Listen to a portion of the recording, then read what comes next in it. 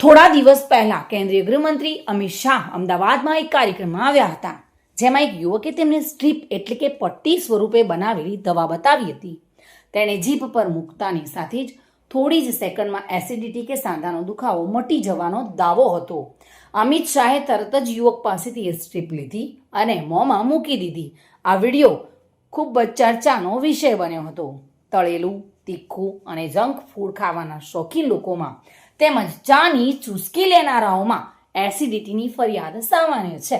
સામાન્ય રીતે આવી સ્થિતિમાં લોકો તરત જ ગોળી અથવા સોડા સ્વરૂપે ઉપલબ્ધ લિક્વિડનો સહારો લે છે. જો કે એક ગુજરાતી યુવકે આ બંને પદ્ધતિથી તદ્દન અલગ નાનકડી અને ફ્લેવર ઓરલ સ્ટ્રીપ વિકસાવી છે. આ સ્ટ્રીપને જીભ પર મૂકતાની સાથે જ ગણતરીની સેકન્ડોમાં એસિડિટી તેમજ સાંધાના દુખાવામાં રાહત મળવાનો દાવો કરવામાં આવ્યો છે. અને આ ઉપરાંત તેમણે પાલતુ પ્રાણીઓ માટે પણ આ જ પ્રકારની સ્ટ્રીપ તૈયાર કરી છે.